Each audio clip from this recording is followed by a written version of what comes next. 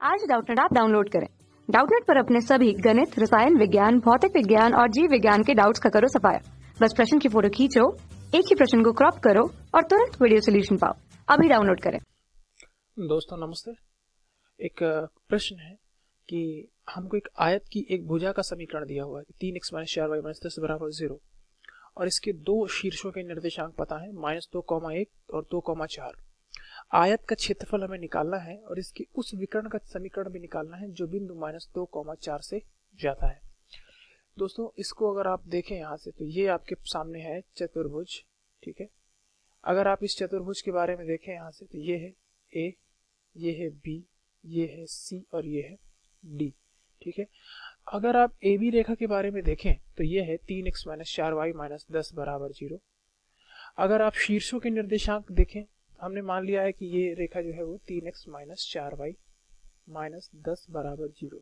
दोस्तों पहला तो है -2,1। देखिए क्या ये इसको संतुष्ट करता है? जी बिल्कुल करता है। -2,1 देखते हैं। अगर -2,1 ए बिंदु होगा तो यानी कि वो इस समीकरण को संतुष्ट करेगा। यानी कि अगर आप रख के देखें यहाँ से 3 × -2 - 4 × 1 - 10 तो ये तो -20 आ रहा है। इसका मतलब कि जो ए बिंदु है या डी या सी में से कोई बिंदु है, ये बिंदु नहीं है। इसी तरह से अगर आप दूसरे बिंदु को देखें 2,4 को तो 3 × 2 - 4 × 4 यहाँ से हो जाएगा 6 - 16 - 10 यानी ये भी बिंदु समीकरण को संतुष्ट नहीं करता। इस आधार पर हम कह सकते हैं कि जो बिंदु डी है या बिंदु सी है ये दूसरे बिंदु हैं -2,1 और 2,4, ठीक है। ध्यान से देखेंगे इन्होंने इसके दो शीर्षों के निर्देशांक बोला है -2,1। ये इस भुजा के समीकरण को संतुष्ट नहीं करते हैं, इसलिए ये इस पर नहीं होंगे। इसी तरह से 2,4 भी इसको संतुष्ट नहीं करता, इसीलिए ये इस पर नहीं होंगे, ठीक है। चलिए आगे देखते हैं। यहाँ से तो आपको यहाँ से मिल गया ए और यहाँ से मिल गया बी। तो अब आपके पास एक भुजा का समीकरण पता है और बाकी के दोनों भुजाएं दी हुई। चलिए अब ध्यान से देखते हैं बिंदु ए क्या है। बिंदु ए -2,1 से हम जानते हैं आयत क्या होता है। आयत एक ऐसा चतुर्भुज होता है जिसके सारे कोण 90 अंश होते हैं, दो सम्मुख भुजाएं समान होती हैं और समांतर होती हैं, ठीक है। इसका मतलब यहाँ से अगर हम देखें ए क्या है, ए एक ऐसा बिंदु है जो डी से ए बी पर डाला गया लंब है। और अगर हमको पता है कि लंब के कैसे निकालते हैं हम, उसके ऑर्डिनेट्स या उसके बिंदु कैसे निकालते हैं, लंब के पाद कैसे निकालते हैं, ठीक है। तो सबसे पहले तो अगर आप देखें तो -2,1 से 3x - 4y - 10 पर डाले गए लंब की लंबाई निकाल लेते हैं, ठीक है। देखिए प्रश्न आसान कर लेते हैं हम। तो -2,1 से समीकरण 3x - 4y - 10 पर डाले गए लंब की लंबाई निकालते हैं। वो क्या हो जाएगी? 3 × -2 -4 × 1 और -10 बटे √3² धन -4²। दोस्तों किसी भी बिंदु से लंब पर रेखा पर डाले गए लंब का जो समीकरण होता है वो ये होता है। अब इसको हल कर लेते हैं। यहाँ से क्या हो जाएगा? -6 - 4 -10 बटे 9 धन 16, ठीक है। अगर आप इसको आगे हल करेंगे तो यहाँ से मान मिल जाएगा -10 यानी कि -20 बटे 5 और मान मिल जाएगा आपको 4। तो यानी कि एक भुजा सम्मुख यानी एडी की लंबाई हमें मिल गई 4। अगर आप 2,4 से इसको देखेंगे तो भी 4 ही आएगा। देखिए करके देखते हैं। 3 × 2 - 4 × 4 -10 बटे 3² धन -4² की घात 1/2 की घात और यहाँ से तो यहाँ से मान मिल जाएगा 6 - 16 - 10, ठीक है, बटे यहाँ से हो जाएगा 5, ठीक है। तो अगर आप देखें यहाँ से तो ये भी आ रहा है 4 के बराबर, यानी कि एक ये 4 मिल गया। अब आप चलते हैं डीसी की बात करते हैं। तो डीसी क्या हो जाएगा? डीसी बराबर हो जाएगा, यहाँ से देखेंगे ये दो बिंदुओं के बीच की दूरी का सूत्र लगाएंगे। कोटि का अंतर मतलब कि 4 - 1 का वर्ग और भुज का अंतर 2 धन 2 का वर्ग, ठीक है, इसकी घात 1/2, ठीक है। तो यहाँ से हमें मान मिल जाएगा 9 और 16 की घात 2 की घात 1/2 यानी कि मान मिल जाएगा हमें 5, ठीक है। ये वर्ग नहीं रहेगा। तो यानी कि ये एक बड़ी वाली लंबाई मिल गई हमें 5 और ये मिल गया 4। इस आधार पर हमें दोनों भुजाओं की लंबाई पता चल गई और जब हमें लंबाई पता चल गई तो हम इसका आयतन जानते हैं क्या हो जाएगा।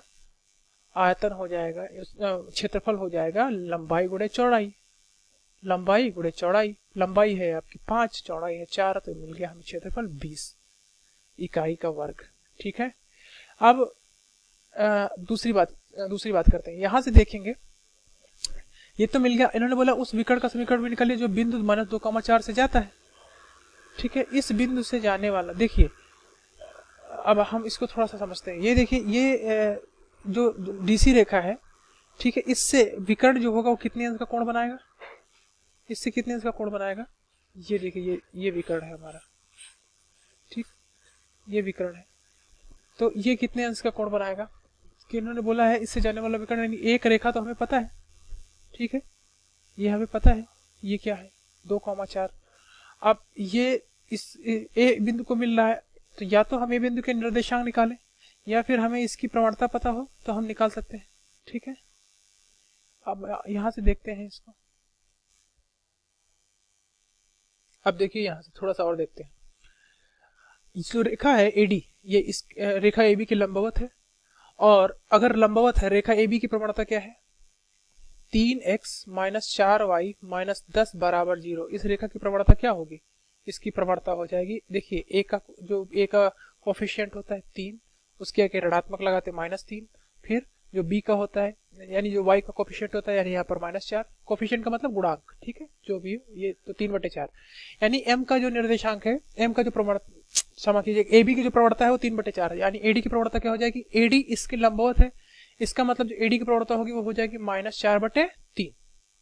अगर AD की प्रवणता हो जाएगी -4/3, इस आधार पर हम क्या कह सकते हैं, इस आधार पर हम कह सकते हैं कि जो रेखा होगी वो क्या हो जाएगी, 4x धन 3y धन c बराबर 0 टाइप हो जाएगा कुछ। ठीक है, अब देखिए यहां से 4x धन 3y धन c बराबर 0। अब ये जो है -2,1 से जाती है, तो यानी कि -2 धन 3 गुणे 1, ये इस समीकरण को संतुष्ट करेगा। तो यहां से मिल जाएगा c -8 धन 3 बराबर 0, यानी कि c बराबर 5, c बराबर 5 मिल जाएगा हमें यहाँ से। अगर हमें c का मान मिल गया 5 के बराबर, ठीक है, तो यानी कि अब समीकरण हमारे सामने क्या आ गया, यहाँ पर आ गया 4x धन 3y। ठीक है, अगर आप देखें 4x धन 3y और धन 5 बराबर 0। ठीक है, ये हमें मान मिल गया। अब हम इसको हल करते हैं। तो अब इन दोनों समीकरण कौन कौन से, 3x - 4y - 10 बराबर 0, 3x - 4y - 10 बराबर 0, और 4x - 3y धन 5 बराबर 0। इन दोनों समीकरणों के प्रतिच्छेद बिंदु निकाल लेते हैं। तो समीकरण को 4 से गुणा कर देते हैं पहले वाले को, तो 4x - 16y - 40 बराबर 0, और दूसरे को 3 से गुणा कर देते हैं, 12x हो जाएगा दोस्तों, यहाँ से 12x, दूसरे वाले को भी 3 से गुणा कर देते हैं, तो 12x - 9y प्लस 15 बराबर 0। अब यहाँ देखेंगे ये ऋणात्मक चिन्ह है, ये धनात्मक चिन्ह है, ये ऋणात्मक चिन्ह है, तो यहाँ से मिल जाएगा हमें 16 से 9 जाएंगे 7, तो क्या मिल जाएगा हमें यहाँ से -7y। ठीक है, और -55 बराबर 0। क्षमा कीजिएगा, यहाँ पर होगा 4x धन 3y। ठीक है, तो ये धन हो जाएगा 9y बराबर, अब यहाँ से इसको हल करेंगे तो यहाँ पर धन है तो ये ऋण हो जाएगा, तो ये हो जाएगा -25y, और ये बराबर आ जाएगा आपका यानी कि 55/25, y का मान आ जाएगा -5, और अगर आप 5 से भाग करेंगे तो 11/5 आ जाएगा, y बराबर -11/5। और अगर y का मान हमें मिल गया तो हमें यहाँ से x का भी मान मिल जाएगा, 3x - 4, y की जगह लिखेंगे -11/5 - 10 बराबर 0, तो मिल जाएगा हमें 3x धन 44/5 - 10 बराबर 0, और यहाँ से मान मिल जाएगा 3x धन 44 - 50/5 बराबर 0, तो यहाँ से मान मिल जाएगा 3x बराबर -6/5, x बराबर -6/15, तो यहाँ से भी मान हमें मिल जाएगा -2/5, तो -2/5 -11/5, ये दो मान मिल जाएंगे हमें x, y के। ठीक है, अब हम इन दोनों मानों को भी यहाँ रख देते हैं, तो यहाँ से हो जाएगा ये -2/5 -11/5। अब हम इस रेखा का समीकरण निकाल लेते हैं, तो -2/5 -11/5, और दूसरा हो जाएगा यहाँ से 2,4। ठीक है, 2,4, इनसे निकलने वाली रेखा का समीकरण निकालना है, तो ये हो जाएगा y यहाँ से जाएगा -11/5, ठीक है, बराबर y2 4 माइनस 11/5 बटे y -2/5, ठीक है। यहाँ से जाएगा x -2/5।